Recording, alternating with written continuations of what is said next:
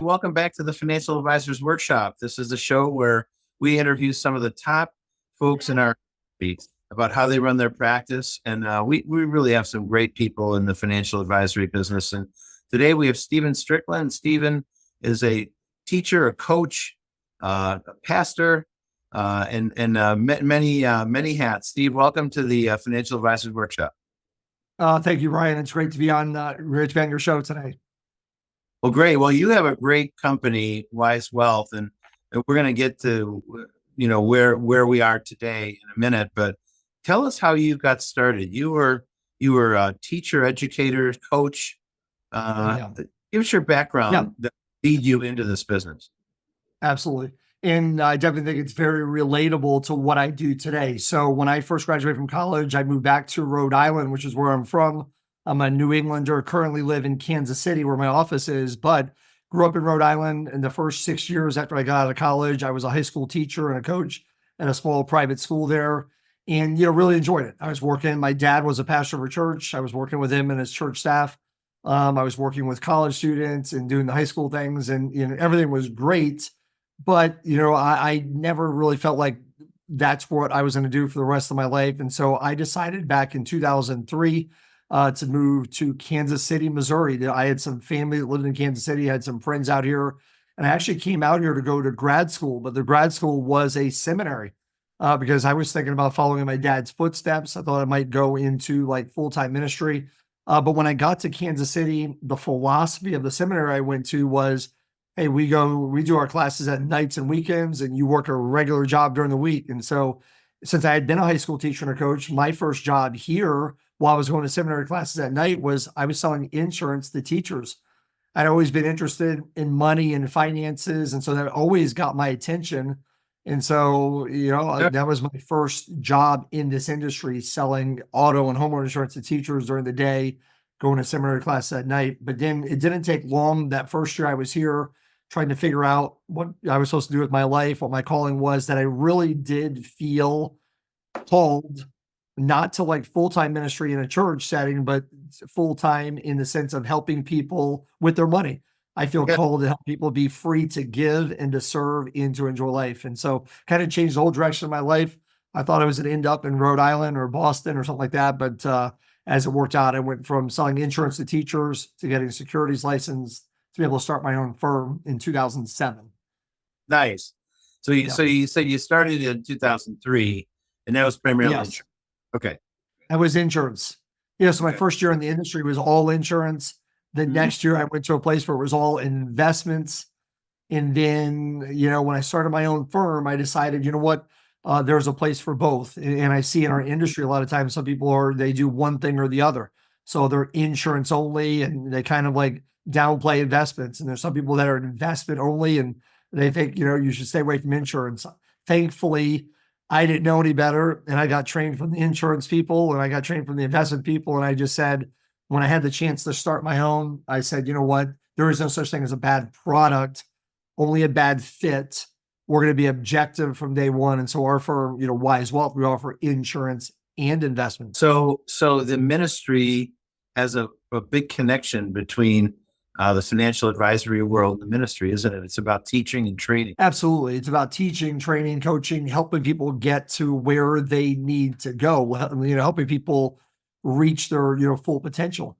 And so as a teacher, when I started Wise Wealth, I started it, with the name Wise Wealth, first wisdom, then wealth.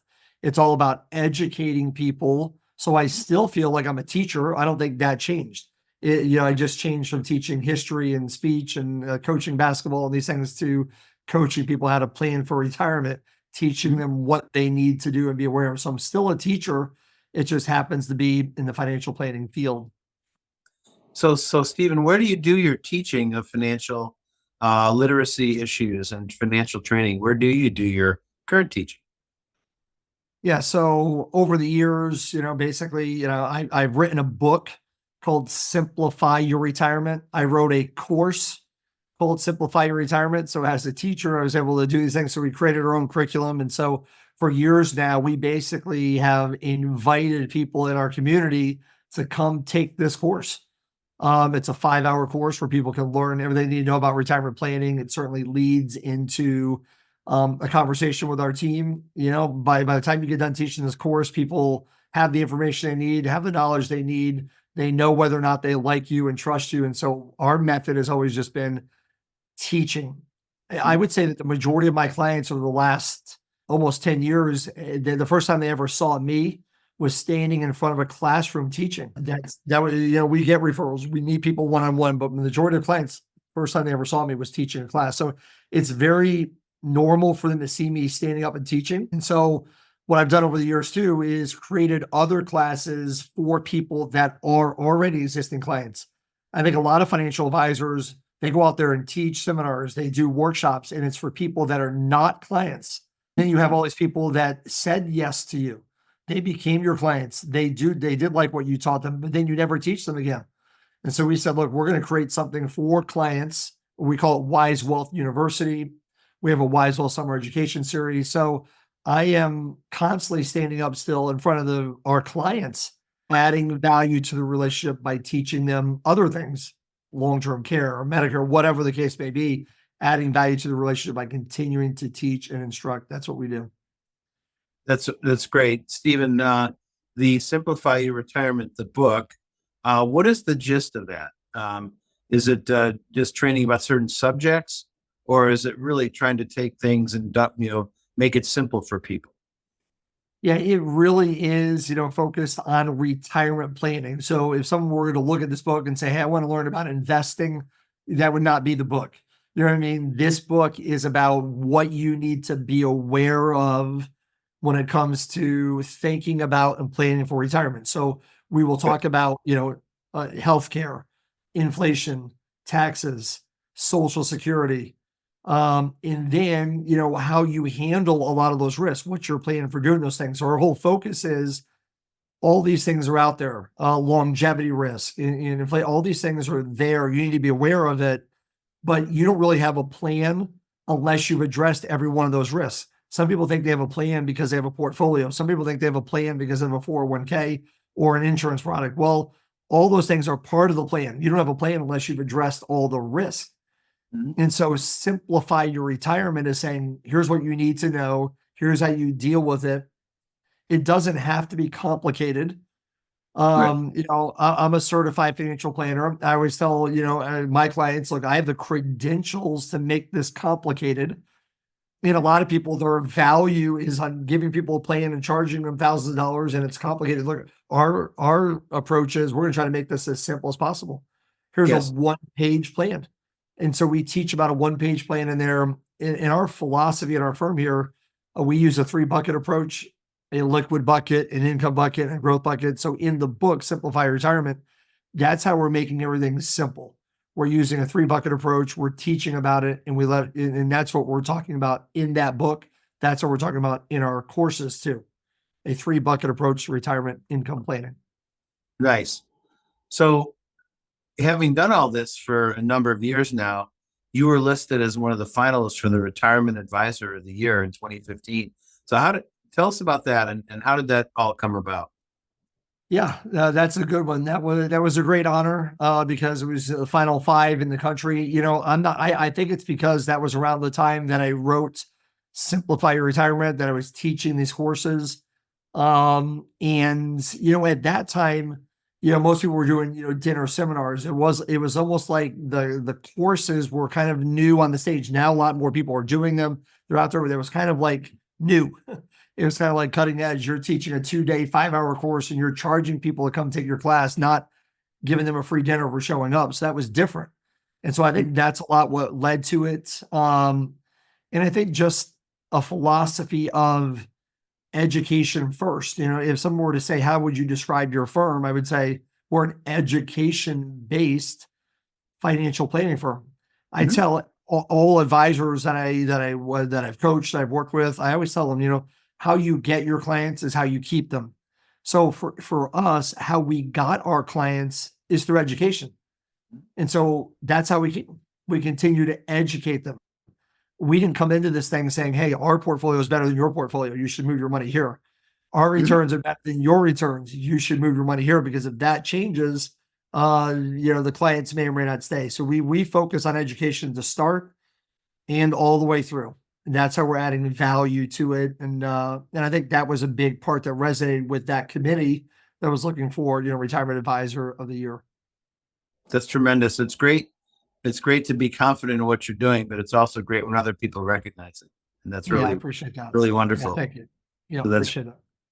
so great. So then you started Wise Wealth in 2007. Tell us how that changed from insurance to the new firm.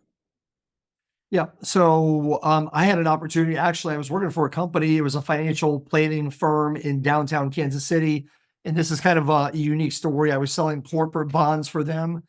They were being bought out. They came to me in late 2006. They said, "Hey, we're being bought out by this bank, and we're not going to be selling corporate bonds anymore. But we need you to stay here. You can look for your next career, your next job, because we got to make sure this deal goes through." So while I was working there, they allowed me to start looking for my next job while they were paying me. And so I decided then I could either go work for XYZ insurance company, I can go work for ABC brokerage firm, or I could take this opportunity to start my own. And so while they were paying me, I got Wise Wealth registered. I came up with the name Wise Wealth, which came from Proverbs 24, 3 and 4. So that's kind of the faith background where it talks about first wisdom, then wealth. That's the order it goes in. So all that was while I was working for this other company. Then sure enough, the buyout went through. Mm-hmm. And Brian, I was telling you earlier, I grew up, in Rhode Island. I didn't have a natural audience in Kansas City, but this company said, we're going to pay you a severance. So they paid me for basically the equivalent of 9 months of my income need. So my wife, 2 kids at the time, I said, look, I'm going to take a chance here. I have 9 months. We have no clients. We have no assets, but I've got a name. I've got an idea. We're going to be full service, and I've got 9 months. Mm-hmm. Okay. And so literally that's how we got started Wise Wealth. And so what I would do is, at that point in time, Dave Ramsey was really big out here. So I would try to find out what classes, Financial Peace University, any church, any place that was teaching Financial Peace University, I would call them up and say, hey, I can help you, talk about investments. And so you and I were talking earlier, and I told you before we even got on the podcast that what I did early on was I would borrow someone else's audience. If Dave Ramsey had a class, I would say, hey, I'm a financial advisor. I'd come in and try to help that class. If someone else was doing something. So early on, I would borrow an audience or create one. And obviously everybody in our industry knows how you do that. Send out a mailer, invite people to come hear you speak.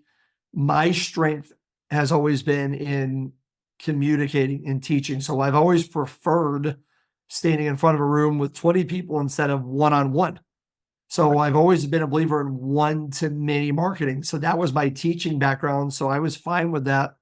And so my first thing I did, that's how I started gaining clients. I would try to go to a place, any organization that had a group of people, whether it's workplace financial education. I'd been a teacher, so I would go into them. I'd go to these workplaces and say, hey, I can teach your people on budgeting, getting out of debt, whatever the case may be. And just try to find an audience that I could speak in front of. And that's just how we've grown it. It's really kind of never changed. And tell us about the name Wise Wealth. Yeah. Wise Wealth came from Proverbs 24, 3 and 4. It says, through wisdom is a house built. By understanding, it is established. And by knowledge are the rooms filled with pleasant and precious riches. Mm-hmm. Before I ever started Wise Wealth, I remember reading those verses in the Bible one time in Proverbs, and I wrote down these 2 words next to it, wise wealth. Because that's what it is. There's wealth, there's getting money, but there's something better than just wealth and gaining assets. It's wise wealth. It's doing it the right way. It's doing it for the right reason, for the right motivation. And so instead of coming into a financial advisor's office and walking in the door and say, here, I've got $500,000. What, I trust you. Do whatever you guys want to do with it. We say, well, we don't do that. First we have to start with wisdom. Then, we're going to take someone through a series of meetings where there's a lot of things we need to know about you. You need to know about us before we're going to start building wealth. And so it kind of is our philosophy and our foundation. First wisdom, then wealth. First wisdom, then wealth. That's right. We start with the wisdom first, then we'll get into all your 401ks, IRAs, and all those things. That's right. Love it. Well, Yeah, good. So you great foundation, great story about how you started. And and then how you met people and build your client Yeah. base. But now the firm has taken a different turn. You have other advisors there too. Tell us about that. Yeah. So over time, we continue to be blessed, and people, they like that, message. First was in the well. So right now there's 10 of us on the team in my office here, just in the Lee Summit, Kansas City area. And we've got other offices, a few other offices too. But in our main office here, 10 of us, 6 of us are Series 65, advisors. So we have 6 people that can meet with clients to give, financial advice. Some of them are certified financial planners. We also have a tax planner. We have a CPA on my team. And I Great. also have a legacy planner, a paralegal. And so one thing I did, Brian, a long time ago is, I looked around the industry and I just thought, you know what, if the higher the net worth, the more services that you can combine, the more likely they're going to come use you. A higher net worth person wants to be able to talk to you about their investments, have their taxes done, get their powers of attorney all in one place, not have to go out to 3 different places. And for a lot of years, we did that. A lot of years we did it. It doesn't mean it doesn't work. We had to, refer out to CPAs, refer out to legacy planners or estate planners. But over time, my goal has always been to be able to bring that in house. And so just in the last 2 years, in 2023, we brought in, or it might have been into 22, we brought in a CPA. And then just last year, right at the end of last year, we brought in a legacy planner who's really starting, this year. So now we're kind of like, hey, we're here, we're full service, we're a one-stop shop, we're a family office. And so, so we're just trying to take care of people more than just the investment side of it, the retirement planning side of it. It's been a big deal to have people have a CPA here that can look at these accounts and say, should we convert? Should we not convert? And have them sitting right next door in the building, in the office, but then also to offer, tax preparation and tax return services too. It's been great. That's And really then the great. power of attorney stuff and the wills, that's all new for us this year. So we're getting ready to unveil that. Most of our clients don't even know we've hired this person. And so we're getting ready to unveil that to our clients this year now we can help you with your wills, your trust, and your powers of attorney too. Yeah. Wow, that's awesome. Well, good. So tell us Yeah. about the day-to-day then, and how you start the client through discussion, you teach, there's wisdom, then you do a plan, and then they invest. How's the regular kind of year after year program go? Like, what is your maintenance program for a client Yeah. relationship? Yeah. So when someone comes in, new, I'll start with that. We have a series of meetings and we use the acronym WISE. And I always recommend that people name their process. We obviously use the acronym WISE for ours. So W stands for who, what, when, where, why. We're going to try to, gather information from the client. I stands for, ideas. We're going to come back to the meeting, give everybody some ideas, some possibilities, because there's always more than one way to do it. S, stands for, strategy. We're going to actually implement the plan. We're going to make the decisions. We're going to do the allocations. E stands for, the experience that you're going to have afterwards, maybe the ongoing education. So that's kind of our overall process. But the W meeting, a lot of times now we're referring to as what we call the clarity conversation. That's the terminology we're using.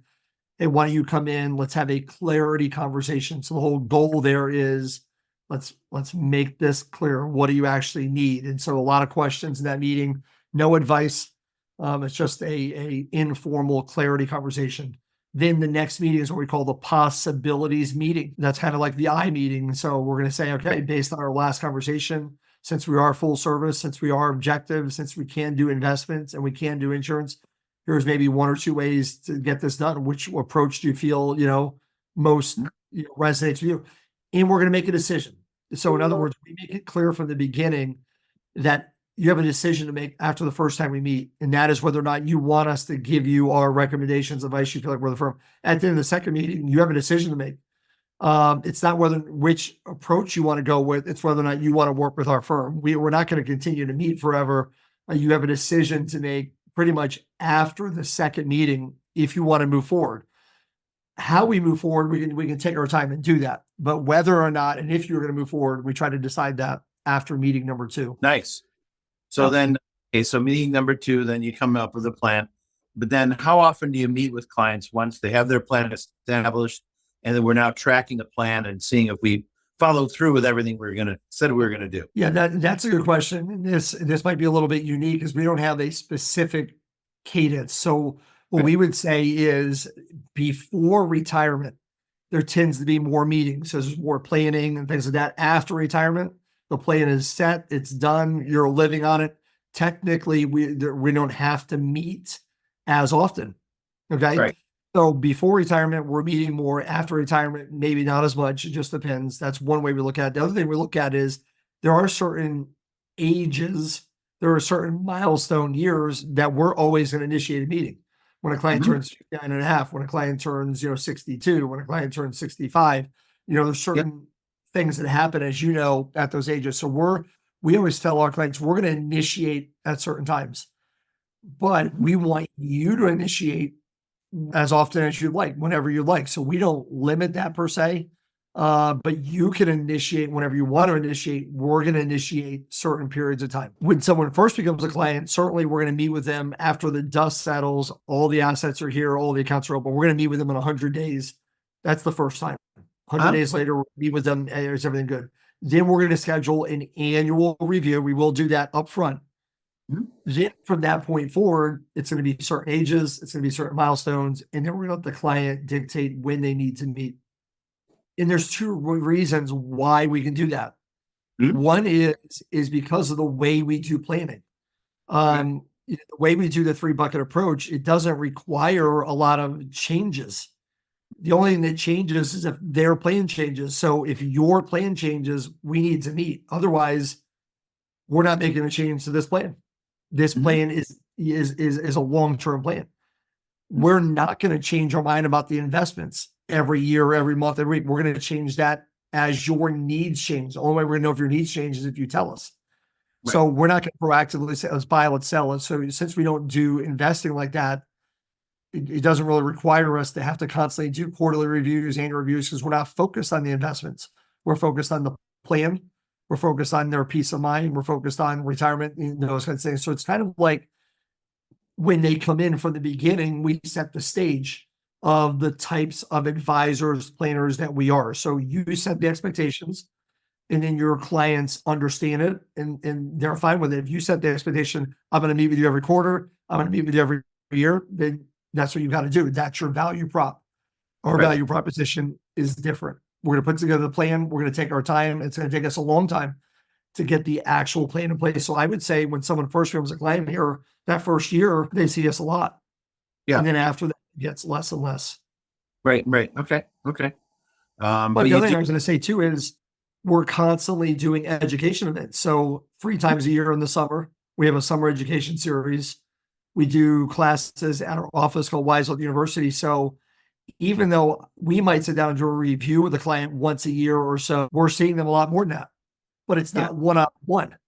It's 100 of them in a classroom or something like that. Yeah. That's great. Yeah. But you deliver the message and you do it in a group setting too. Yes. But clients, they really have an issue, they can always call you at any time. Absolutely. Yep. Yeah. Yep. Which we have certain advisors, our advisor group too. I think you might find this interesting. The people that are listening to your podcast, our financial advisors are kind of like grouped into 2 categories. Some of them are what we call a lead advisor. A lead advisor is the advisor who takes the leads. They give them the story of Wiselow. They do the clarity conversation. They're presenting the plans. But then we have others that are relationship advisors. Their job is not to bring on new clients, not to close any deals. They're to take care of the ones we already have. So if there are needs, if our clients are calling, that's who they would meet with and talk with. They're proactively reaching out to those people at certain ages and that kind of stuff. So we kind of have 2 types of advisors. They're focused on their role within the financial advisory teams. Right. That's great. It's really great.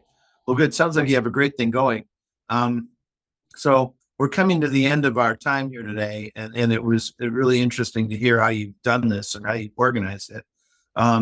We're gonna put this video series out, an interview series out, and probably 300 advisors are going to hear it. But then over the next year or so, maybe 1,000 different advisors are going to hear this, right? So imagine that you're in an auditorium and they're all here and they're all listening to you right now.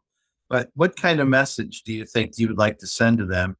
But among all the great things you said here today, is there any one message you'd like to give to the brethren in our industry, the ladies and gentlemen? Serve the public. Yeah, I appreciate that. I think, one thing that I would just say to advisors is, have something that you believe in.